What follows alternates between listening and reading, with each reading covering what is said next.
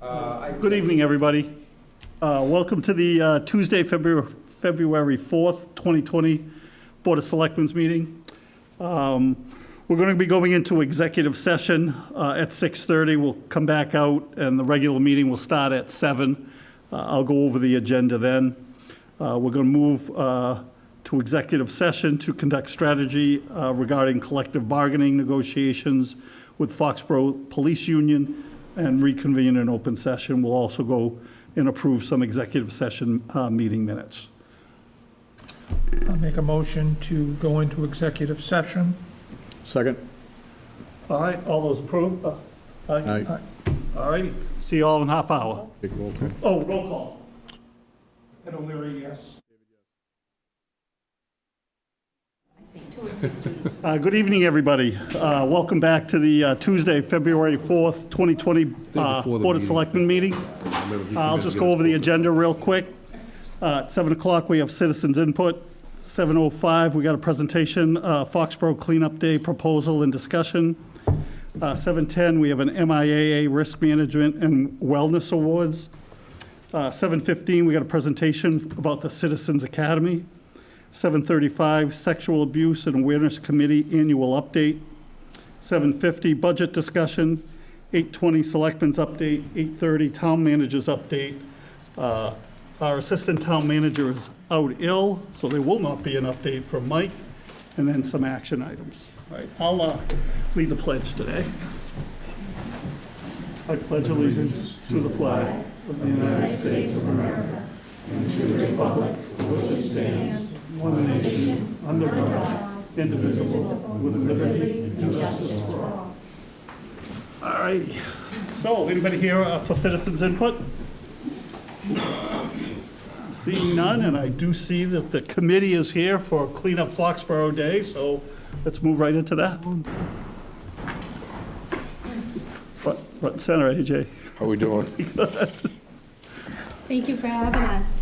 Thank you for having us. Once again, how many years? Thank you for coming. It started in 2012, so this will be the 8th year. Yeah, great. Yep.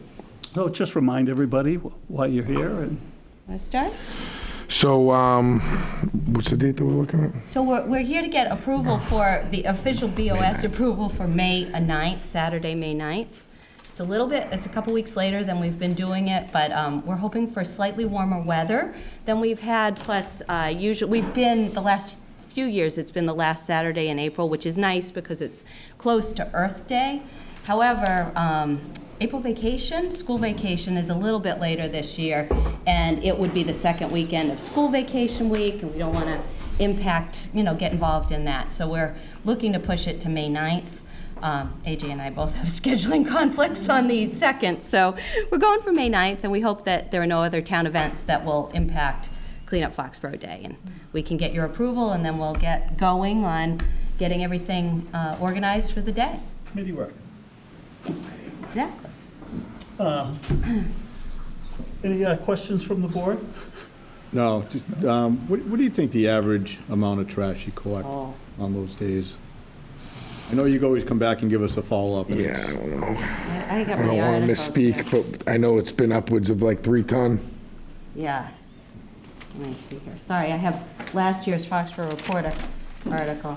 I think it was about 3 tons, 2.5. The numbers have gone down Right. because you don't have the stuff that sat there for so long that we've cleaned up over the years. So the numbers have actually gone down. Yeah, I think the first year, if I remember correctly, it was 4 or 5 Yeah, tons of it's been as trash. high as like 4.5 ton, and it's been as low as maybe 2.75, almost 3 ton or something like that. Yeah. That's still a lot of trash. It's great. It is. Yeah. It is. But it's a good sign that what we're doing, what you guys are doing. It's working. It's working, but it needs to be done again. Yeah, we haven't got there yet. So, yeah. And we were just talking, one of the big things that I've noticed is the people come, people either come and they spend the whole day, whereas you can come and just spend a half hour and get accomplished what we need. I feel like some people, oh, no, I can't go. We have, our son has a baseball game. Okay, well, come after the baseball game if you can. A half hour from, more people, the numbers will get up higher and the town will look cleaner and it'll look better. So I'm really going to push for that this year. try to do some early advertising, and now with it being a little later, hopefully we'll get back to the numbers for people coming out that we were at a few years ago, because the numbers went down a little bit. A little bit. So, but it has been chilly the last couple of years. That might, deter people from coming out. So maybe a little warmer. And a little later in May, we'll be all ready for Memorial Day and Founder's Day, which are big days here in town. So hopefully that will work for everybody. Great, thank you. Any other questions? All right, We'll proceed exactly the way we have in the past with, getting donations for the T-shirts, and we don't take any monetary donations. They go directly to the T-shirt vendor. We'll, get food donations, hopefully from all the same people. Hopefully our fish and game friends We've will- pretty much gone Yep, back to all the same people year after year after year, and gotten been- complete cooperation, so it's we look like we seamless. know what we're doing a little bit. yeah, you do. And, Mr. Chairman, what's the time for everybody? It's 8 to noon to typically noon, on a okay. Saturday morning. So it would be Saturday, May 9th, from 8 to noon. Okay. right, So, and then and- a barbecue. Yeah, and then Yeah, we usually things are wrapped up and cleaned up by, 12:30, 1 o'clock. I mean, we're like gone. the last few years, we've had wonderful donations from the craft group, the Patriots organization. We've had Patriot players who've come. Hopefully, we will continue that tradition, but you never know. But we'll try. Yep. We will try. So, I'll entertain a motion to approve the data. Make a motion for the annual cleanup day to be May 9th, 2020, for Foxborough Cleanup Day. Second? Any further discussion? All those in favor? All right. Thank you all very much. Thank you you. very much. Appreciate it. Good job. Thanks. Thanks, AJ.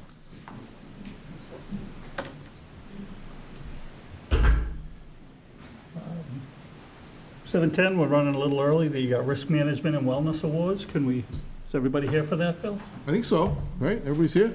Gang's all here? All right, okay.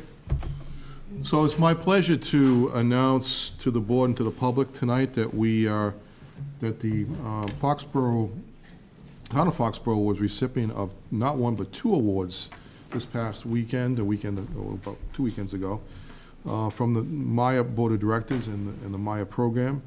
Foxborough was the winner of the Risk Management Award for 2019, as well as the Most Progress in Wellness Award in 2019. I think we were the only community present that day that won 2 awards. So Ed was there to join us, and Christina as well, and Chris and Babs, and Barbara Kelly who was here. So let me just read into the record the summary of the documents that was put together by the Maya program. For the Risk Management Award, the annual Risk Management Award recognizes excellence and sustained commitment to risk management throughout a member community. This commitment to risk management and safety should be visible throughout the entire community at both the department and leadership levels. Members are eligible for nomination by Maya's risk management and training staff. Key factors for nomination include sustained implementation and performance in the following areas: ongoing and effective cross-development safety committees. We believe the safety committee establishes a foundation for safety awareness, knowledge, and sharing and dialogue. And Foxborough has had a very active safety committee. They meet quarterly and are constantly coming up with ways in which they can improve and provide better safety and training for our staff members. Focused training and maximization of Maya rewards, grants, and educational offerings. These programs not only provide economic incentive to pursue safety and loss prevention, but also maintain a critical level of awareness throughout the member community. A commitment to strong infrastructure and maintenance protocols throughout the member community, documented preventive practices and procedures targeting known risks of loss. And innovation, appetite to explore and seek out new and creative ways to drive safety and mitigate risk. And best practices, commitment to consistent implementation of proven safety practices, self-inspections, and loss prevention strategies. And then the next is loss ratio results. Evidence of sustained favorable loss ratios or significant improvement trends will be considered. And so I really want to take a moment to also thank Barbara Kelly, who was here tonight, because she's sort of like our den mother when it comes to this issue. She has been leading this charge for a long, long time, long before I even came here. And I can tell you that during the time that I've witnessed the work that she's done a terrific job of not only just keeping the program running in a consistent basis, but also maximizing our Maya rewards, which actually turns out to be real dollars to this community in terms of how much we can actually get back at the end of the year. So each year, we get an award of money that comes back to the town for the program because the program is operating in such a good way, somewhere in the order of $40,000 to $50,000 each year. So that goes a lot to the commitment that the town has made to the program and to the employees and the fine work that they do, but particularly because of Barbara Kelly's leadership in this program. And she's done a terrific job, and I just want to say thank you to her publicly for all the work that she's done. And, Yes, sure. sure. I want to get the people at home to hear this. Sure. I just wanted to add on behalf of the school committee that Barbara has been fantastic. She registers me for a monthly webinar for exactly this program, keeps me on track, and makes sure that the school department is covered and getting all the credits that, we can get for reducing. Well, we appreciate you, and I just wanted to, I was so happy to see this was right after the Clean Up Foxborough Day, and I wanted to take a moment. So thank you for humoring me, and thank you, Babs, for your work on this.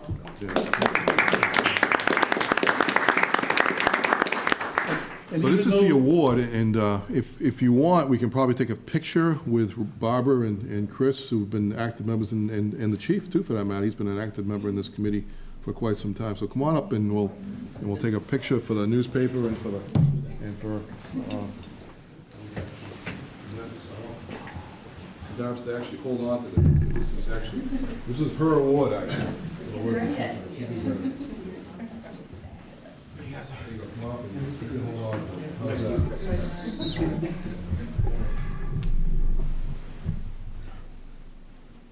Be a camera or a small little-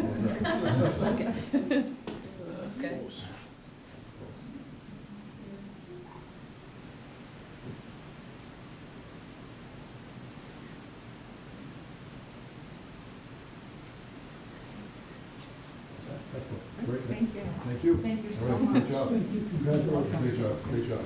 So much for All right. everything. Excellent. Great job. All right.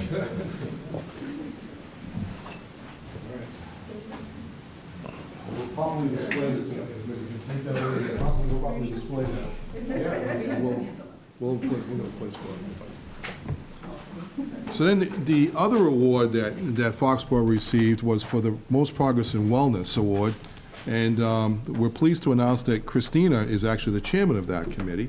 So, and she's worked really, really hard to improve the program. And now we actually have, 14 active members of that committee, which is pretty extraordinary when you think about it. And it crosses the entire gamut of town and school services. So it's not just limited to town, but also the schools as well. So for Foxborough's Most Progress in Wellness Award, over the last year, the Town of Foxborough Wellness Committee has grown to 14 members with a wide representation across town departments and school departments. Now includes a wellness-related topic in their teacher professional development days. Special recognition goes to the following staff members for participating in wellness activities and engaging employees: Bill Keegan, Town Manager; Michael Johns, Assistant Town Manager; Christina Metcalf, Community Information Specialist and Chair of the Wellness Committee; Ann Farrell, Special Education Teacher; and Veronica Harvey, Assistant Treasurer Collector. So, and Veronica is here as well tonight. So thank you to all of you collectively for the fine work in this area. So we have another award. And we might want to do one more picture of this, if you don't mind. And because we got these two, and Veronica, why don't you come on up? And Christina gets to hold this one because she's the one up and down, so she's gonna, do you want left and right? Crossways. Post. 1, 2, 3.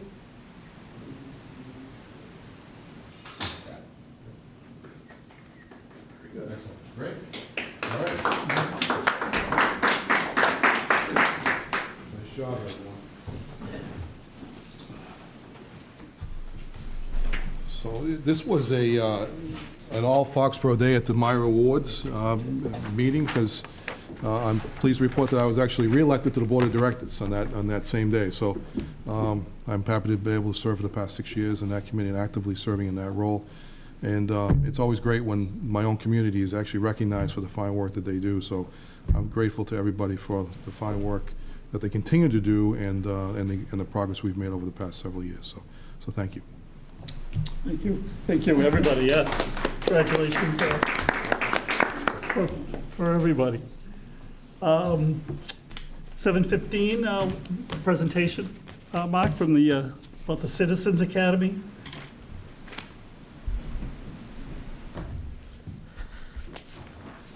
Good evening. Hi, how are you?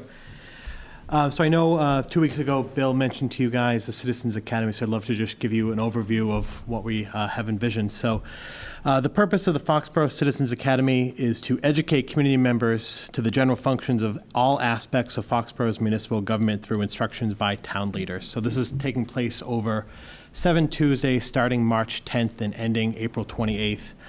Presentations will include a town government overview, public meetings, municipal hiring process, master plan, open space and rec master plan, finance, public safety, public works, planning, inspections, conservation, board of health, council on aging, human services, recreation, library, and veteran services, and history of Foxborough. So the general idea was to try and get more of our community to be engaged in the public process, to get town meeting members, more people to come to town meeting, more people to volunteer at various boards. I'm very pleased to say that after 2 weeks, after Mr. Keegan mentioned it at Selectmen's meeting, we have 36 people signed up, and the majority are people under 50 years old. So I was really hoping to target millennials and younger people who aren't as engaged, some of the older people in town, and I'm proud to say that over half are people under the age of 50, so I'm very proud of that. Yeah. Oh, that's Yeah, great. yeah. And where will most of the presentations? So most of the presentations will take place here. There are times, obviously, when you guys are meeting that they'll either be at Public Safety for when Public Safety Night is, or down at the Senior Center for when the general government overview would happen. And the people that are going to be teaching these courses are the ones like Yeah, Chief Grace and Chief... I have commitments from all the department heads to teach on their respective Yeah, so the community is really going to learn from the experts of this and have the ability to ask questions. A lot of the people who have signed up already, I asked them to rate their general government knowledge between a 1 and a 10. Most people are saying under 5, so very limited knowledge. And most people are saying that they want to join this because they either want to volunteer, they want to get involved, they don't know anything about municipal government. They see kind of things in the newspaper but don't understand the acronyms. They want to learn so that way they can hopefully get more engaged and involved in the future. Yeah, and 35 is a great start, but unlimited for the most part, as we can bring more chairs in, there's no... Yeah. Well, not so entirely. So I think our goal is to, I think we want, at some point, we want to try to limit the attendance so that we get, so they benefit the most from the information. What would that be, 50? Christine and I were actually talking about earlier. I think probably 50 is a good number. We have to figure out if people want to take notes, that having a table available. I think I'm going to come in and kind of mess around with the furniture in the space to figure out what would feel comfortable and not too overbearing. But then also, if people have questions, if there are 70 people in the class asking questions, this can be long nights for everyone. So going to limit it just a little bit. But I see this as something as an annual or maybe biannual type program if I can get the commitment. Right, so that was just the point I was going to raise, is that Mark's program could actually be done once or twice a year. It doesn't have to be done just once. And probably the best time to do it is right before town meetings. So that the more people show up at town meeting, actually have better understanding of what the acronyms are, the statements that are being made, and the annual budget and how that works. And so there's been a real move afoot across the country these days to try and get more people engaged in local government, because lots of people hear things and they read things, but they don't truly understand all the impacts that go on with that. But we think it's better to actually have people more engaged in understanding the roles and how things work, so that they're in a better position to actually participate and actually then become future leaders in the community. Because as it is, it's difficult to get people to serve, and the more we can educate them on why that's important and what's the value of that we hopefully will get a continuous feeder system of people sitting and volunteering for these committees. My last question, I'm sorry, how do they sign up? So people can see the sign up in person down at the Senior Center or by visiting the Town of Foxborough website. It's a link right there, and it just brings you to a Google Sheet registration form that goes right to me. Any other questions, thoughts? Just, Mark, you've had so many great ideas and new ideas. I think it's amazing, so. Thank you, appreciate it. It's fun to do. Thank you. Thank you, Mark. It's going to be a great program. Thank you, appreciate it. Good job. right. Well, moving right along, I see, are you to the committee, or are we waiting for anybody? I know we're running a little early, but, Mark, yes. oh, then, do you want to come on up? Yes, that'd be great. I think they want you to join them, Mark, so, yeah, that's,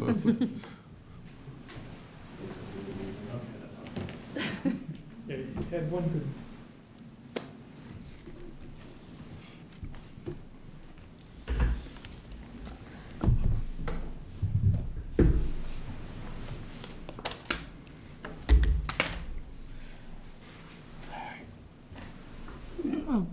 Good evening. Good evening.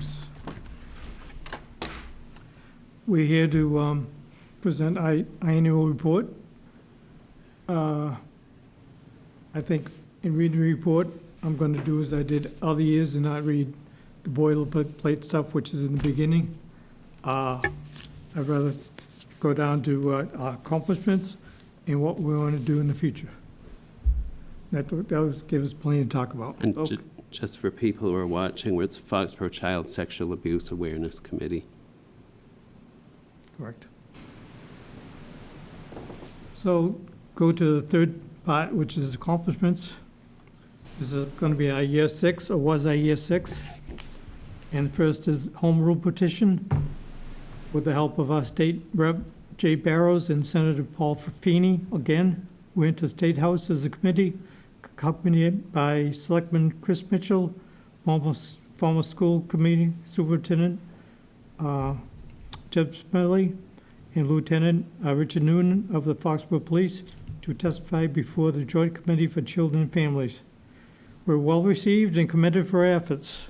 Looked like our bill had legs, but again, the arduous legislator process seemed to stymie its process. Moved somewhat forward, and hope should not be lost. The committee and legislature will work together to ensure that this simple but needed change gets through. The town employee policy on child abuse training is now in place. Training has begun for each and every employee of the town. We developed a code of conduct for our committee, which we all have read and signed off on. This clarifies our duties and describes what we are charged to deliver and our mission to accomplish these charges. We continue to reach out to the daycare facilities within town to ensure that they are well-versed on our town-wide policy. There have been 2 training sessions that were all attended by staff from a few of our area daycares. Next, the Foxborough JCs will be holding training for their members. The group inquired about our training after the JCs moved to accept younger members as part of their organization. JCs will also be hosting a town-wide training on a larger scale after the first of the year. Committee member Lieutenant Rob Lucas worked closely with the management team at Splitsville to hold the training of the staff this year. It's a pleasure to see their willingness to participate within the group of franchises at Patriot Place. Rob is currently working with the security staff at the craft group to hold trainings for the nearly 700 employees. The Foxborough youth sports leaders attended one of our meetings and informed the group of some very good news. They reported that many of the national youth sports organizations are now requiring child safety training as part of their membership. The committee has voted to accept any nationally approved training to be a fulfillment of our town requirement of training. This is a huge win for everyone involved, and it's fantastic to see that the issue of child sexual abuse is being addressed nationally. Naturally, we'd like to believe that Foxborough was again a leader in this. The group shared a sample code of conduct with the youth sports groups for them to use as a guideline for creating one for their groups. In 2019, a total of 71 new people were trained, 10 town employees, 27 new school employees, 14 youth sports volunteers, and 20 church-based. To date, approximately 2,333 employees have completed this important training throughout the town of Foxborough.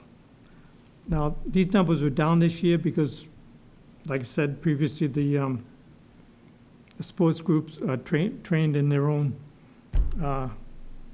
Organizations. right. So we don't have to be redundant in that training. Just to clarify too, we did review that training to make sure it was in line with what we're trying to do as a town. The committee faced a few challenges this year as we had a couple of our members step down from other positions, thus leaving the gap for several weeks. We thank Nancy Stockwell and Jeff Downs for their continued commitment to our cause. The group welcomed Mark Craig and Deb Giardino as replacements. The group also welcomed Officer James Conard to the committee. It was determined that the public safety position on the committee should have 2 individuals, so that if one cannot attend due to work-related issues, another would be able to attend and contribute.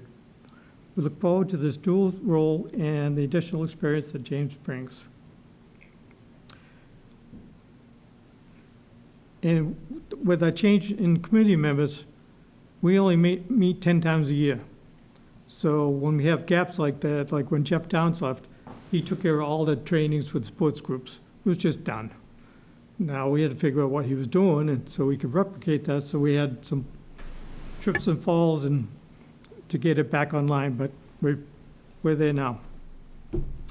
So another challenge was the departure of Assistant Amanda Smith, who was one of our trainers for town employees.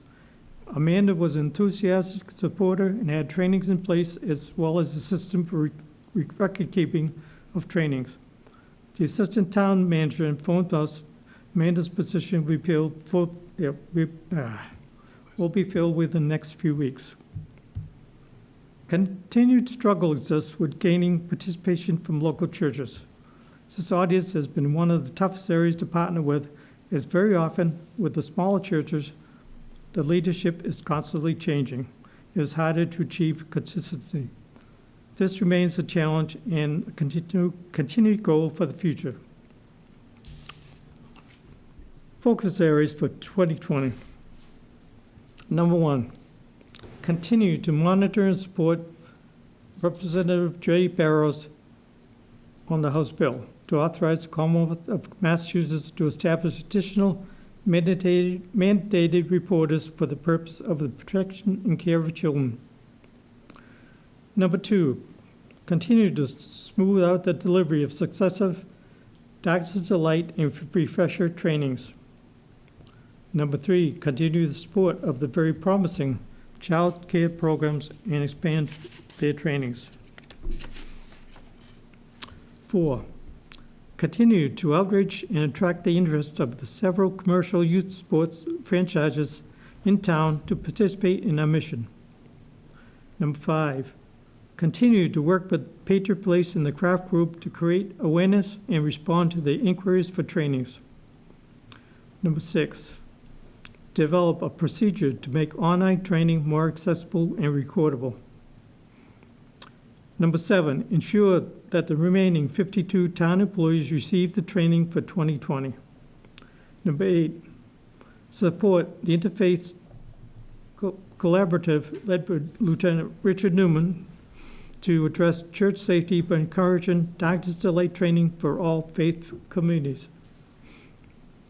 Our budget would remain the same, as it's been very adequate. In closing, Foxborough has a very dedicated committee that meets monthly. We'll welcome anyone interested to a less than formal meetings. Thanks to all that have helped this year. One bright spot, I was going to say something, To Mike?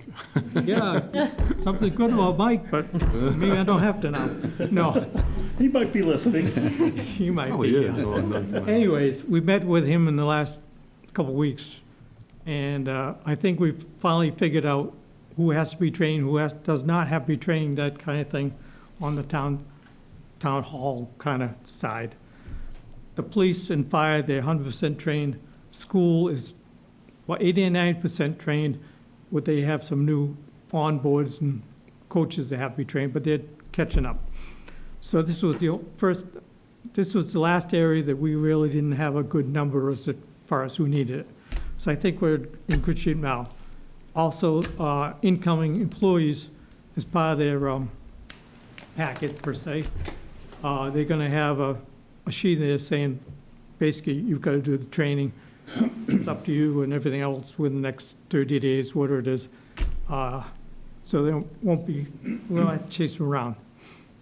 It'll be something they have to do, they're expected to do just as well as everything else.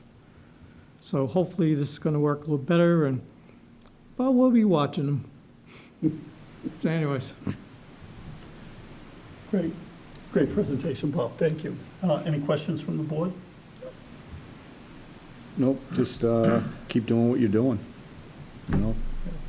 Do you see, I don't want to say excitement, but a willingness to do the training? Is there? Amongst Is who? anybody, the schools, the sports groups? I think now it's been going on so long, it's almost like second nature. Everybody knows that they should do It's a way it. of life now. Yeah, which is great. exactly. Nobody even questioned. I mean, I bring up the example of a few years back, we did trainings for the DPW people. And since I had worked previously for the Foxborough DPW, I know the possible mentality in coming something like this. The idea was, why do we do this? We don't deal with kids, and so I went to the trainings. After the training, several came forward and thanked us for it. They had stories of what happened to them in the past, and they really could see used to it. Yeah, I think I say this every year when you come before us. It's okay. It's, every parent should take the training, regardless of their affiliation. It's so enlightening, and it's so educational. It should be mandatory for every parent, to be honest with you. Well, we can work on that. But just keep doing what you're doing. Because again, the other audience is offenders. And the statistics nationally show that awareness and training among people working with kids reduces the number of kids that are abused, which is still colossally high. But our original goal was to make Foxborough a place where anyone who would harm a child in this way would be very uncomfortable and not be able to operate. So that's what we're working on. And actually, we've appreciated your support very much. Thank you. Thank you for your... Selectmen have always been with us, and we're grateful for that. Mr. Chairman, just a couple things that Bob touched upon and Bill mentioned too. That is that the method of training that we are now looking to do is we're going to the next level, which is to provide a video training, which is actually easier for people to have. So we don't necessarily have to have a person there every time, especially those when they need a refresher training. So that's going to make it a lot easier for people to actually do this as part of our indoctrination into the community, is that they'll be able to have that. We also have a partnership with the YMCA where they provide training to us. They provide training to us when we need one. We just held another session last week before, and so we'll continue to do that. There seems to be there's a couple little glitches in terms of who actually has taken and who hasn't taken it. So we think that number actually might be lower than the number that was discussed earlier. But we're just trying to clean that up, and so we'll have that ready. But there has been some turnover, as you noticed, but we think most of the people, even internal movement has already, folks have already been trained in it. So it's a refresher time now more than anything to get people back in re-engaging in the training that's been given. Having it in a video form, I think, is actually easier for a lot of folks to fit it into the schedule and to maybe get it done a little bit more efficiently. So we're grateful for the direction from the committee to help us with getting that done. Although in-person training is cheaper for the town. Remember that. That's also true. That's also true. One thing I like to have help with from you people to encourage is, I think the original thing was to make sure all the employees and committees were trained. Now, employees, we kind of have it under control, we need help with the second part, the committees. Now, how we do that, or whether we have a big committee training night, or, I don't know. I know, a few weeks back, I heard, I think Leah talk about some kind of training for, I forget who now.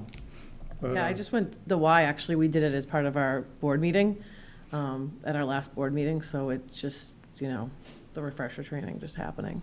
But I'm surprised that we have that many people that aren't trained.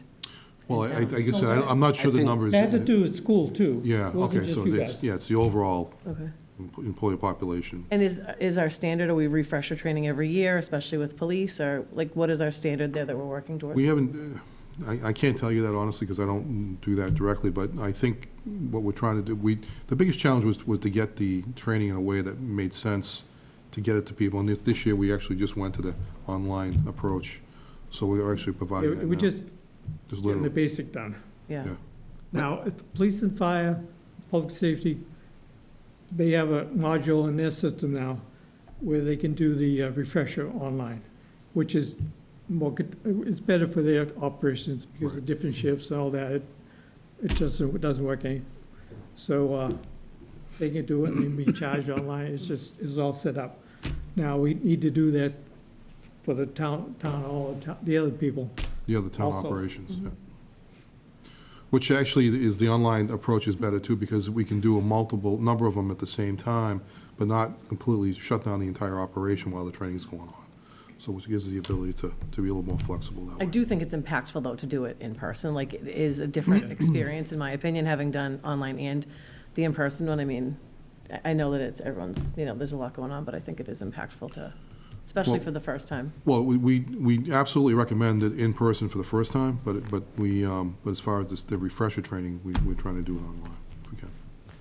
So, back to what I was talking about, the basic training for the committees. Would it make any sense to have like a training day or something, so it's not a burden? Put out a notice to all committees and that we've got this opportunity to do the training, not limited to the number of people. No. No, there's no limit to the number of people. No, we don't train anybody way. Yeah. We let's, probably have some work to do on the tracking part of boards committee, though, I imagine. So I Right. think we might have to get our arms around that, too. What's They that? can turn it, they get a certificate at the end of the training they can turn in if you designate someone to Okay. collect it, or Mike is collecting it for the town if they, Right. Yeah, not that- to speak for the town. So we need to Why get a don't, system in place for all the committees so that we know that they've taken it as well. Yeah, and for other policies and trainings as well, so. Right. probably could be Yeah. part of that day or whatever Yep. you can do. Why don't you and Bill talk about maybe a potential day, or potential night that we can do it, open it up for anyone who hasn't taken it, and certainly any committees, members that want to take it. Right. Yeah. All I right. mean, you're coming up on a time when a lot of committees will be getting reappointed, May, right? So maybe sometime in June, Yeah. after all the June's probably a good reappointments. month to summer. do it. Before the summer, after the summer. budget process, which has Right. got us all pretty busy right now. Yeah. June Sweet. is? Yeah, let's figure out a day in June. Very good. Sounds good. All right, great. Thank you very much for your presentation. Thanks. Thanks, everyone.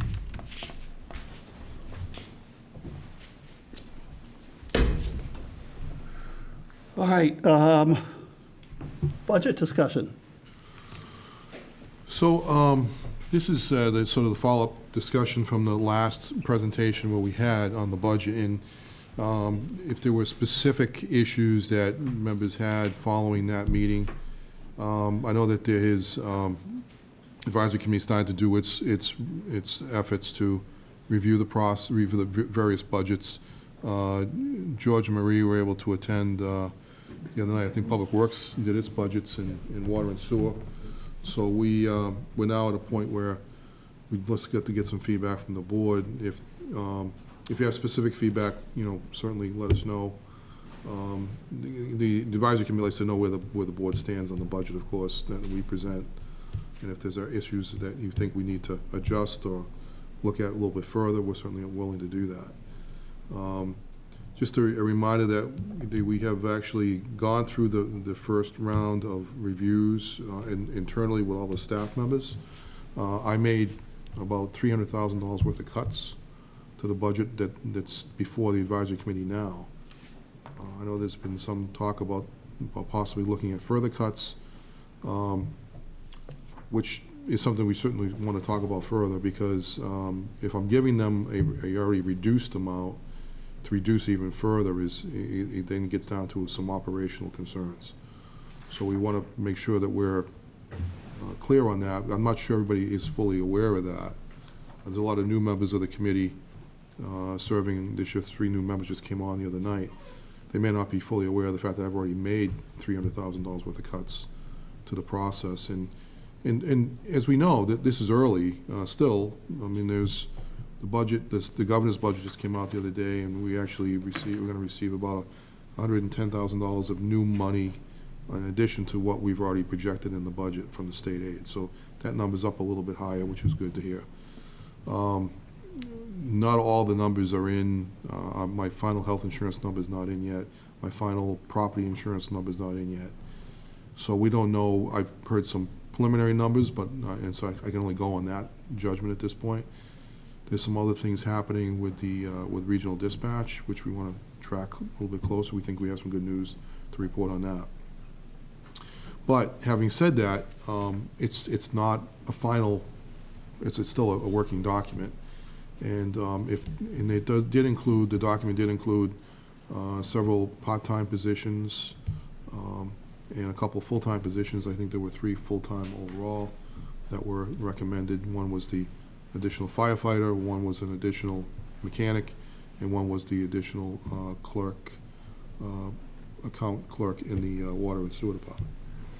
So the part-time positions that were discussed were the one in Council on Aging, one in a part-time position in the library, and a part-time position in the Board of Health. So all of them made compelling requests, and I absolutely I therefore left them in the budget for consideration by others. I support those positions for the reasons that were presented to me by the various department heads, and they provide some pretty compelling reasons. Now, I did actually have them provide additional information to the board, so you're aware of the reasons why I considered those things. And a lot of them are here tonight, so in case you have additional questions of them directly, you certainly can ask them questions about that. So we're at this point in time, we do have a balanced approach to where we are financially. We are going to have a further discussion about the budget on February 10th, which is next Monday night. We're looking to have a three board meeting to talk about that, which would be February 10th, which is Monday night. So yeah, this coming Monday night at 7 o'clock. So we'd like to. So this is coming up to actually talk about some important pieces of information relative to the documents that have been prepared for several years, basically showing us where our strategic plan was financially and where we stand with that. And strangely enough, we're actually right on it, which is amazing that, without really spending too much time referencing it, when we prepared the budget, we certainly were close to the revenue side, and also with a few changes here and there, but certainly on the expenditure side, we were almost dead on. It was amazing to me how close we were. So, and of course, we discussed in the strategic plan the ability to have to spend significant amounts of money in debt service this year because of the school, the borough school, and the water treatment plant that were planned expenditures that were approved by town meeting. So these aren't surprises to anyone. They shouldn't be surprises because these were approved plans that were that were approved by the legislative body of the town. We planned for these expenditures almost 3 years ago, so there's no, again, not a surprise. This is something that we've been working on for quite some time, and now we're actually executing the plan to pay for them. And so I think that's really important to say that, and also to point out that we had a plan to pay for it that would not impact the tax rate. That was a particularly important aspect of the discussions going back several years, where we didn't want to go outside of the Proposition 2.5 to pay for the school and even for the town hall, for that matter. So we're paying for them within the existing levy capacity, which is not something that we should take lightly, because that's a significant savings to the taxpayers of this community. We did not ask for additional taxing capacity to do either this building or the borough school. And so, not to be taken lightly, but now we have to actually pony up and pay for that service, and to cut the budget, we're at a point where it actually would not allow us to do that would be a challenge. So I think we need to be really mindful of we're following the plan that was laid out. We're not deviating from that plan. We're following the plan, and we're also continuing to provide services that people in the community, I think, want, because the departments are seeing the demand and the need that's coming out as a result of the work that they're doing. So that's just my sort of summary position of where we're at. George, I don't know if you want to add to that. I mean, you might want to step up to the microphone. Yeah, the only, just a minor, I mean, nothing of great significance, but you might have skipped over a little bit. You mentioned that people had compelling arguments in regard to maybe, I think it might have been 6 or 7 part and full-time positions. Yeah. And one of the things that you tasked most with, if they could, was to come back with, if you're going to have this, is this going to produce some money? Is there going to be additional Is it going to be an revenues? offset? Is it going to be an offset? Is it going to be an offset? No, I mean, some of them, just by virtue of the type of department, they're not going to be able to do that, but on a couple of the larger pieces, you're going to see an offset, which is covering That's a good point. that particular recommendation. Yeah, that's really, so there is offsets with respect to, I know the fire department actually could be a potential net gain Yeah, oh, yes. in terms of revenue as a result of the work that can be done in that area. There was an offset in terms of the mechanic and the Board of Health. Yeah. Actually, they agreed that they would try and adjust their fees, which has not been looked at in several years, which would actually help offset some of that cost as well. Right. So this is something that, when we start the conversation with every one of the department heads, I said, look, it's not just an ask. You have to be able to defend. You need to defend the action, number one, and you need to come up with a way that can help offset the revenues that are required to pay for this. Now, as George pointed out, it's difficult to do that, particularly in COA and in the library, where there's really not a lot of fees. I mean, you do charge fees, but they don't really always go back into the programs per se. They just to pay for the cost themselves of certain operational costs. And as far as the library goes, it's a free public library, so it's not a lot we can do to raise money to do that. With respect to the mechanic position that we asked for, there are offsets in terms of sending vehicles out that are more expensive in many cases to do that, and to do the general maintenance that needs to be kept, so we can keep the vehicles from having to be replaced earlier than they otherwise would be. So there's an investment protection piece of that as well. So those are some of the compelling arguments. There are, I'm sure, compelling arguments on the other side where we want to try and keep the costs down, and we fully recognize that. That the town's cost, the town budget is up 2.74%, below the guideline that was set. Operation side, the school budget is up 3.8, but with some very good reasons why that's up a little bit higher this year, because of some of the special ed costs that are being endured in that arena. But the fixed costs are up because we planned for it to be up this year with respect to the debt service. Yeah, and as an offset of that, just to reiterate what you said a little bit earlier, we had a meeting Saturday morning. A few of the chairmans and Bill and George was there, about some of the misinformation that's out there. And we decided that it'd be best if the three major players, Board of Selectmen, School Committee, and Advisory Committee get together and have sort of like a review of what's gone on in the last 5 years and maybe the projection that Where we're going. and where we're going. And I think it's important that those three committees meet. It's going to be Monday night at 7 o'clock here. It's going to be televised, so I really think it's important for the townspeople to view the history and the projection going forward. I think it's just going to be a great review, sort of re-center where we are right now with the budget process going on. And I have to thank Bill Euchner as well, who came up with this idea that, let's go back and look at the document that we all worked on. Our financial policies, and also to look at the 5-year projections, and that 5-year projection concludes all the major steps that town meeting approved. I mean, so it's a re-evaluation of where we are, where our revenues were planned to be, and right now our revenues are pretty much exactly where we thought they would be. And then also, our expenditures are pretty much where we thought they would be. In fact, in some cases, I would say that the projection for operational cost was much higher than what it actually is coming in at. So I think that's a really important piece of the discussion that has to be looked at. Any questions from the board? I just have one. George, although, we've heard the number for the government side of the bill only going up 2.74, and the school committee 3.8, what is the total cash compared to this year's budget that it's gone up, or has the potential of going up? Do you have a figure on that?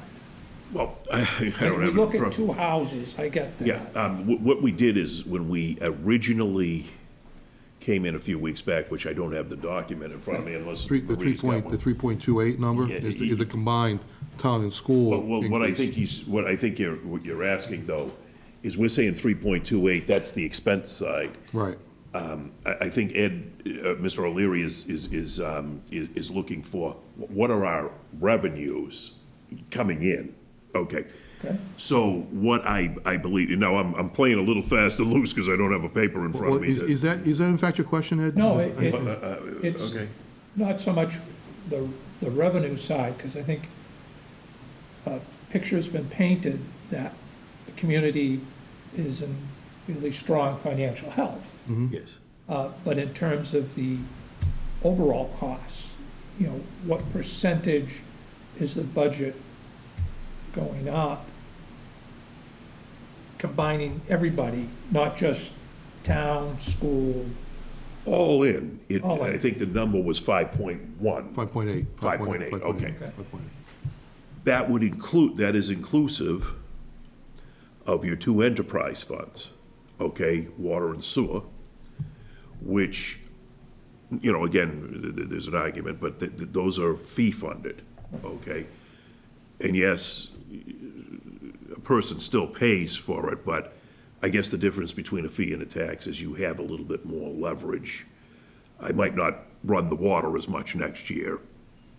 So, a fee, it's how much did I actually take in? So those are fee-funded.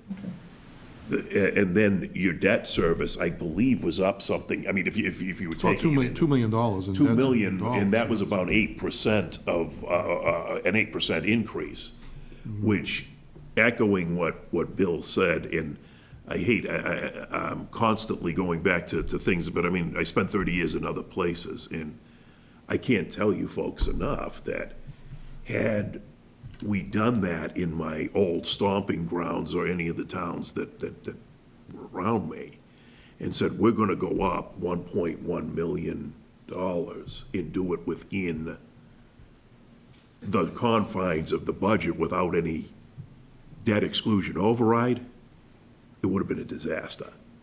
Now, I won't say this is the only place, but very few places could have pulled off what this town has done. And I mean, it's a testament to the way, when I say you folks, I mean you, the AdCom, the town, the town meeting that ultimately voted it. But, I mean, I can't explain how huge that is. To be able to say you did it without raising the debt service on the taxes, we would have had like, a 10% layoff where we were. I mean, you'd have been lining people up to get them out. There's no way we could have absorbed that. But you've done it here. And not only that, we still have a comfortable budget. We're still paying the OPEB this year. We plan to. We're still paying, we put away already $250,000 back into the stabilization fund earlier. And there's a possibility we'll do a little more, maybe by the end of the year. It depends on where things are. Everything is looking very healthy. And again, I make a joke out of it. I wish I could say that I'm responsible for this. But 5 months, I just haven't, haven't been in there. Give me a couple of years and I'll be see what I've done. But the point is that you folks have done a very, very good job. And that should be taken into account while you're moving ahead. I think that's you raised an important point that we're going to put $1.1 million towards our OPEB liability. Now, why is that significant? Because virtually, I think we're only a handful of towns, 4 towns in the state that are actually doing that. So what's important about that is that liability disappears, and somewhere, if all things were to stay the same, I would say 2035, right? We think it'll actually come down lower than that because don't forget in 2028, the debt service or the pension liability goes away in 2028. So what happens to the money we've been paying towards the pension liability? You divert it back towards the OPEB liability, and guess what happens then? That 2035 number comes back to, say, 2032, 2031. So realistically, those 2 major liabilities will go away, and that'll free up money that can be used to either help reduce taxes or help be reinvested in other areas, not operations necessarily, but in buildings or infrastructure, whatever the case may be. Stabilization. Stabilization, you could put it into stabilization. So I think the point is that we're doing a good job of paying down our liabilities. There was a recent study that was done of 28 communities in Massachusetts, in Norfolk County. This just recently came to my attention within the past 2 weeks, where ranking all 28 communities in terms of their long-term liabilities, OPEB, debt service, bonds payable. Foxborough was the 3rd lowest of those 28 communities, the 3rd lowest. So it's not like we're just spending out of control. We're doing it at a very controlled pace, very, very well within our ability to pay, and not only that, but we're not taxing we're not asking the taxpayers for additional authority to overcharge them or charge them more than what we're actually paying now. So I think those are important concepts that we want to get to. We want to talk about further on Monday, particularly because misinformation that goes out, it can be very damaging to what's actually a very good story about this community, and it's a very we take a conservative approach to how we address things, but by the same token we address the needs that this community has, and that is to continue to provide services at a reasonable level, but not at an extraordinary level, at a level that people have come to know and come to expect. Any other question? Lee? So I think I did have a question that I think kind of falls along with Ed's question. So, when we talked a couple meetings back and we gave the direction for level services with enhancements, I think the 3.5 that was in my mind, and I can't speak for the rest of the people on the board, but it was 3.5 with the debt that we knew that we're going to have. So I didn't realize that really meant 5.5%. So, in a year where we know we have all this debt, something that just kind of hit me looking at it, and, Manny and Mark and, Mike and everyone, I read, what you need for those positions, and I'm sure all of them are needed in their own way, but, is this a year where we have, and I'm not even sure if it's 6 or 7 based on that accounting assessing clerk, knowing that we've done such a great job, and this is a year that's particularly challenged by debt, is this the right year to look at 6 to 7 new positions, given what happened last year and, where we are. I guess, so it's twofold. I guess I didn't realize the 3.5 was really 5.5. It's like saying my budget is $10,000, but that doesn't include my mortgage. It still needs to be. Well, I think what's misleading and is the 5.8 includes the water and sewer, which is self-supporting, doesn't impact the tax rate, okay? So, and I mean that, I'm not trying to downplay the significance of that. Yeah, sure, people still have to pay that, but it's not coming out of the taxes, okay? So I think what's, the other thing that's significant, is important about, and actually, we're probably better off to just take that off and leave that as a separate entity unto itself. But the way you guys presented It's always been, all it's always Yeah, been presented and the way way, that, so- that Right. you did the presentation made it really clear to follow, so thank you for that. So, and I think as far as the debt service goes, some of that debt service is being paid for by the water and sewer fees. Yes. So maybe we take a better look at that and actually see what it is actually going up overall, including the debt. So maybe that's a better question to ask, and maybe a better presentation to make. And so this is helpful to us in that regard. Yeah. If you have a year where you're going to have big expenses, if you're a college student and you've got your big loans to pay off, you kind of pull back a little bit, and you got to be smart about that and just think, is this the year that, these things are necessary? Or do we really need to look at? I don't want to, start advocating or going against whatever the department, I'm mostly just the numbers, but I think in a couple of those instances, you have, with the advent of the extra person, it's possible you'll see 5 to 6 times the amount of money coming in that's offsetting that. That's at least one instance that I can think of. In another, you're offsetting what, There's a little bit of an offset. there's an offset Yeah. there. So not every one, but in one, I think it's actually a money maker. It's like if I invest 50, I'll get 250 back, 250 back. or whatever. And I think the important thing to remember is, and you bring up a great point, they now have to make their argument Right. in front of Right, AdCom. right. So Bill's tenet to all of them was, if you want an extra person, you've got to be able to Gotta make your justify case. it, Right. not Gotta only make your to case, yeah. Bill and the budget, Can you but now bring in front of money? AdCom. And can you clarify that finance position? So I went through everything, and thank you for providing all that backup. It was really helpful. We have the DPW, the Board of Health, the fire paramedic, the librarian, the council on aging, the water and sewer clerk. But I'm a little gray on this accounting clerk in assessing to be split with accounting and assessing. Is it full-time, part-time? Is it new? Is So it? currently, the position is full-time, Okay. all right? But we broke it up into 2 pieces because the position's vacant. So one person will So- become 2 part-time Yes, people? 2 part-time people Okay. without the benefits. No, two part-time people. Right. Will be no But yeah, benefits. that's what Right, she so said, yeah. one person will, Becomes- instead of becomes 1 2 part-time, 40-hour, right. let's just say it's 2 Two 20. 19-hour With two positions, two different people. 19-hour. Yes, okay. And we're Which is- working already within what already had existed in what was already put in last year. Right. We're not looking for more money. We're not Going adding. upward, basically the money was already there, but instead of having one guy, there was somebody at one point that didn't work, and now Okay. we're gonna hire 2 and just split it. Okay. And one will be dedicated to more towards the accounting side and one towards the assessing side. So, which is where the need really is.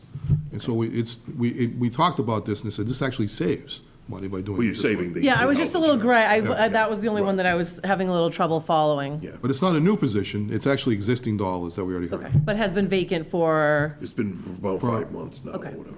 I mean, Well, actually, maybe just not about- quite, maybe 3 or whatever at this Maybe about point. 2 months. Yeah. yeah, so I mean, I would just challenge, that's why I'm not talking about any particular position, Right, because I right. know and I think that they're all important, but, the challenge of level servicing Yep. and the direction that I think we talked about, Yeah. just to keep that in mind as we Right. move forward. But in that case, I don't want to confuse anyone. That actually results in a savings by doing it that way, the way we did it.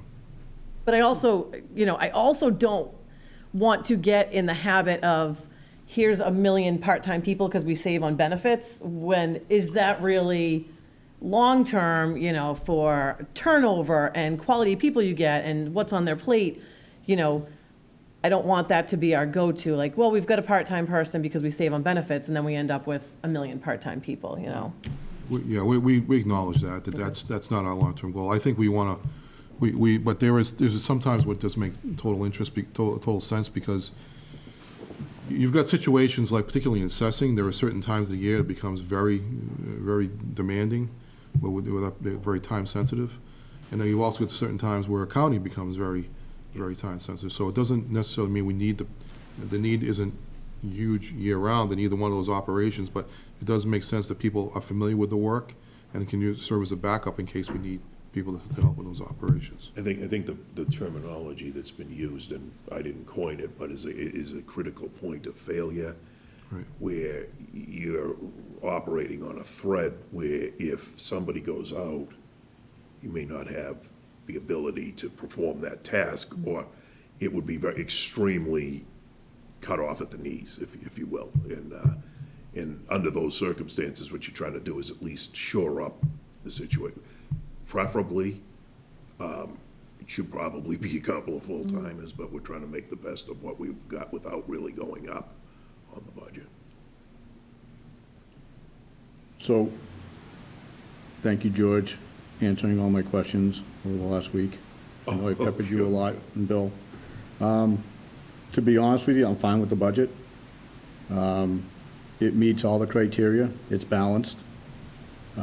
We are putting money away in our savings, so to speak, our stabilization funds. The balances are healthy. Nobody needs to be concerned that if there's an economic downturn, we won't be able to pay our debt service. The money is there. We're paying down our unfunded liabilities within the budget. As our financial policies dictate, we're following that to the T. These extra positions, some of them are probably late in coming to the table because of growth. Others are required because of regulatory mandates. Some are actually a business opportunity to actually generate revenue.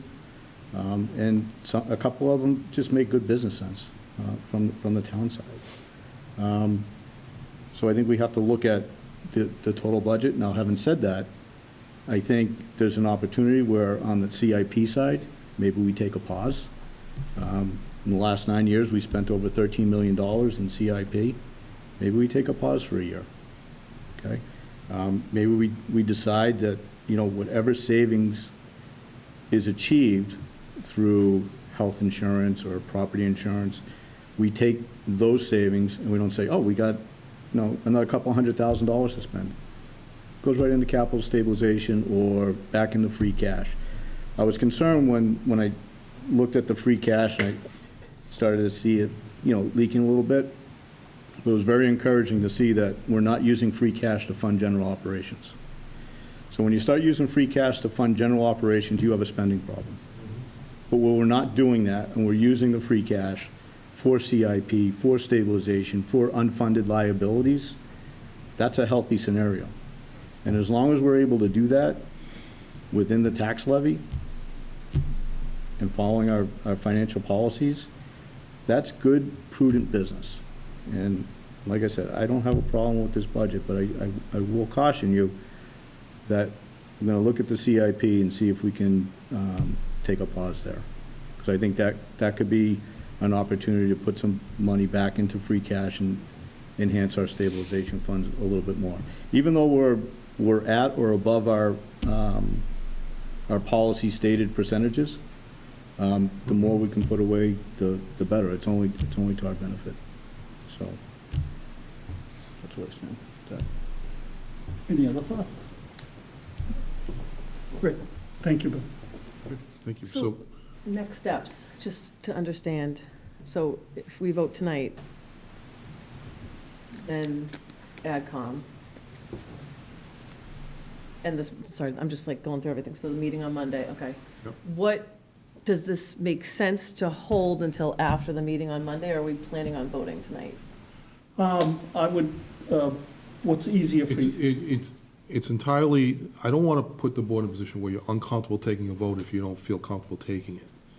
But I think you have the option of doing it tonight because we voted it, we put it on the agenda that way to give you that opportunity to think about that. Or if you want to wait till after Monday's meeting, that's also your option. Because I don't think it's going to make a difference either way at this point, because the only thing it's been asked in the past, and there's no fundamental rule about this, so I think the advisory committee would like to see where the board's position is on the budget, so that they know what they're acting on when they see it. But we're all sort of working on this thing together. I mean, so it's not like we're trying to keep each other in the dark about this. We're all trying to figure this out together and collectively. So, because that's the right way to do it, quite honestly. And Monday's meeting is an overview more than anything. I don't think we're going to necessarily rehash the budget per se. We've done it here. AdCom's just starting their process. It's mostly just as an overview and to refocus what the town has done over the last few years and their goals over the last few years, where we are now, which is spot on, and where the goal is going further. I think what the important thing about Monday's meeting, Mr. Chairman and members of the board, is that Monday's meeting will add perspective. Yeah, that's the word. It will give you the impression that, we're not running off the rails here. We're clearly following the plans that we've laid out, and that we're being diligent, and we're being conscientious, and we're being responsible in how we're handling things. And not only just us, but town meeting and well, in town meeting, yeah, townspeople. and we're being very respectful of town meeting's actions, and not only that, but I can't say this strongly enough, is that the actions that this town has taken, and what George referred to, was we're handling our long-term liabilities within the budget. Nobody's doing that but us. I mean, we could easily say, if people say, okay, cut the budget, okay, what part do you want me to cut? The long-term liabilities that we're trying to put away? The operations side, which come in lower than the overall goal that we had this year? Out of schools? Nobody wants to touch the schools. I mean, that's a great service. That's why people's values in their homes stay where it is, because people come here for school values. Public safety? I mean, seniors, libraries. I mean, nobody wants to ever talk about that part of it. So that's what, if we want to get to that point, people really want to be committed to that, you're going to have to be more specific than that. Because I think, quite honestly, if you look at, there's really not there's, based upon where we are financially and what we're doing responsibly, there's not really good argument to go in that direction. Now, I will tell you that if ultimately people feel differently about that and they want to go in it, then so be it. I just need direction if that's going to happen. Because I at this point, I don't know where those cuts would come from, honestly. At this point, I would have to go back, because like I said, I've already taken $300,000 off the top. And I think by the end of the day, we probably could go a little bit further than that in other areas as the time goes on, because the picture will become clearer to me. So it's really, does the board, just as a side note, Chris couldn't make it here today. I did talk to Chris. He was comfortable with the budget also, not that he could vote if we do decide to vote today, but he was comfortable. Do you, board members want to wait 2 weeks, or do you want to vote today? I'm comfortable voting today. Yeah, knowing how this process plays out, I'm comfortable taking a position on the budget as it stands, with the understanding that, future savings would go back into free cash, and then, That's fair direction. I mean, I don't know. we'll take a pause on CIP for a year and take whatever. I think with respect to the CIP process, I think it's important to go through those steps. Mm-hmm. Because at some point, somebody may say there's a really compelling need to do something. Right, I'm not saying no CIP. Right. But But maybe we don't go as far. And quite honestly, I don't think there's a funding resource that's going to meet those CIP requirements this year anyways. I mean, I'm being entirely forthright in saying that. So there's a lot more requests than there is actual resources to pay for that. So it's okay. CIP, there's two categories: emergencies, Right. and discretionary spending. Right. So I'm talking about the discretionary spending part. Understood. Can I ask one more question that I just thought of, just to clarify for myself? So with this debt, are we going to be in the same position next year? How much are we going to have to cover next year? You know, that 3% will turn into, you know, whatever it is. Is this going to be an ongoing issue that we're going to have to fight? The debt will stay in for the next 20 years. What will happen, and I know I'm talking in clouds here, all right? You have debt already on the books, okay? And as the years are going on, it's falling off Right. because some of it might have been done close to 20 years ago. So as, I think the next couple of years, you're looking at maybe 200 or 300. It's like, there's 2 years where it's this year and I think next year where it's Right. more difficult, challenging. But Right. what's really important about what George is saying, though, is that your tax, your revenues will continue to grow over Right. time, right? Just purely by a function of math, it will continue to grow. The other thing is that other debt rolls off, Right. and then we create less burden on the debt situation. So hopefully, like, you lose a couple of hundred, and then, you know, you have this, and that's freeing it up as we move along. It's going to be a consistent payment that you're going to pay for the next 20 years. But as we move through the years, the amount of your entire debt service will slowly diminish. come down. Provided we don't- Challenge will be this year, next year, and possibly the, like, that's that. I don't even know if it's gonna be more than 2 years. I think it's this year and next that are two more challenging. Then years. you're starting to And then it see starts, then you see it fall start to, off. the pressure starts to come down a little bit. Right. And you'll see that in the document that we give you next, on Monday. That'll show you that the big year was actually this year. And then actually goes down a little bit next year and the year after that. So I mean, I guess I'd say with this being the big year, this is a year where maybe, you know, and it's not to say we're not looking at anything or not doing a good job, that I completely agree with everything that David just said. But this may be a year that we really, you know, just pump the brakes and are really careful and really look at, you know, The additional spending. yeah. And I'm not saying I have the answers for where those cuts are, because those cuts are hard. But, you know, this year is going to be particularly challenging in a year that, Well, you'll have options. I mean, we get to a certain point, after you have a better understanding of the full picture, which we're trying to give you the full picture as we go forward here, but the picture continues to change and evolve as we go forward.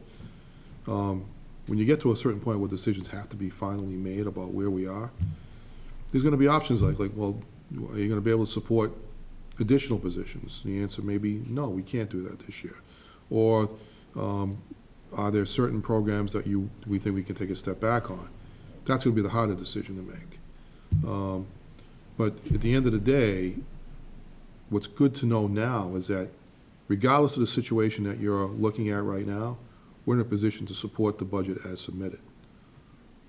So, and I don't see that really changing in any significant way. If anything, I mean, we have said that the numbers are fluid, obviously, because we don't have a state aid yet. But, you know, as they go along, I think that we're in a position where you're going to see whatever the numbers are going to our favor rather than going back. Now, I mean, having said that, I mean. Anything can happen. Anything can happen, and I mean, you know, maybe the state will come back and Based say, on what we gee, know. we just had a bad Based on what we know year. today. This is one of the advantages of under budgeting revenues. That's right. So we have that built-in cushion. Right. Of unbudgeted revenues that we think might be there, but it's not factored into our budget. And to add to your statement, by saying we under-budgeted the revenues does not prevent the revenues from coming in. It simply means we're coming out of the gate, we know we've got $1 million coming in, but we're saying we're gonna use 900,000, and then suddenly 1.1 comes in, you know, and then if something does happen bad the other way, and it goes down, Got a well, you cushion. were under anyway. You've got a You cushion. know, so there's a cushion there, but it won't affect the bottom line in the end. What it will do is recharge your free cash. Right. All right, I'll take a motion to accept. Make a motion to accept the budget as submitted and discussed. Second? Any further discussion? All those in favor? Opposed? Just wait until after this meeting. I mean, that would be my, So you're on hold. yeah, yeah. That's fine, that's fair, that's fair. Yeah, again, I don't want to make anybody feel uncomfortable taking a position on something until they feel comfortable seeing all the information. There's plenty of time. I mean, It's fine. that's another thing you folks do very well here. I would be just getting the budgets in at this point, where I used to be. Okay, we've already got a budget in place, and it's already underway. I mean, it's not voted, but I mean, we're We're ahead much of the further process. We're along ahead of than the where curve I on this. would have been in the past. So there's no emergency to say, if we don't get this done by tomorrow, we're in trouble or something. Thank you, George. Thank all the department heads that sat in, and came in. Thank you very much. And So Chairman, I don't know if, does anybody want to add anything while they're here? I mean, it's just, they've all been sitting patiently, and Manny? A preview to AdCom, anything? And I agree with George's sentiments because I came from the same town. So yeah, we would just be sharpening our pencils now to get in the budget. No, I just want to address something that you said, Leah, about, is this the right year? It is for the library, and I did present some evidence. Some of it's very sensitive, so I'm really not going to get into it right now, but there are going to be some personnel changes, some really large personnel changes for the upcoming fiscal year. The individual is at the highest step. There will be, the replacement will be mid-year at the lowest step 1 or step 2, the highest. So there is going to be, a large gap in there. And once that individual is hired, that's when we'll bring in the young adult librarian, because they will be under this department. So, and again, the evidence that I gave, I include the mission statement, because I know mission statements recently has been a big topic. We're failing right now. There is one age group that we are neglecting. And other towns, Westwood, Bellingham, Mansfield, Walpole, they're ahead because they already have one. So we're already in the behind. And the town deserves it. And like I said at the end, you do have fiduciary responsibility, and you do. This would be money well spent. This would be going to a room that's already built with the intentions of having a librarian, but we don't have anyone. I always like to give the example of like the jazz band over at the school. You have the musicians, you have the instruments, but you have no one to lead it. And that's what we need. So, yeah. Thank you. Thank you. All right, moving on. Selectmen's update. Anybody? Just a small thing. I received notice that a former Foxborough police officer in the community from 1959 to 1984 had passed away. John, although we called him Jack Sanford, was here for 25 years. I worked with him in the 70s and early 80s before he retired. They ended up moving down to an area in Plymouth, and he was predeceased by his wife. They've been married over 50 years together. And I just wanted to bring that to the board's attention, because Jack was, at that time period, one of only, I think, 18 officers that the department had at that particular era. And just recognize the work that he did through the 60s and 70s. That's it. Thank you. Thanks, Ed. Town manager's update. So just some good news that we have a new staff member joining us tomorrow to replace Pam, who is now in the library. So we've been doing. I think Christina, I think she got on more than she bargained for when she came, but she's been doing the best job she can. I appreciate that. So Catherine Lang is a local resident from Foxborough. Will be joining us as the new executive assistant in the office. Her first day will be tomorrow. So we're certainly welcoming her, and I'll bring her, introduce you to all to one of your next meetings, so you get a chance to meet her. And then also, The town engineer process is, we have one more interview, I think, tomorrow, if I'm not mistaken. I think there's, on Thursday, rather. And then I think we're going to be ready to make a decision and to bring something forward on that. But we had 4 excellent candidates for that role, so we're really pleased with the quality of people that have applied and made it to the finals. So Mike would have given you that report. I stole it from him tonight because I don't have a lot to tell you, so so I'm gonna end it on that positive note. Great. Do want to say, hope Mike feels better, by the way. I need him back here. Got 5 action items we'll take now. Make a motion for an approval of $60 to the Foxborough Cultural Council from FCC fundraising. Second? Any further discussion? All those in favor?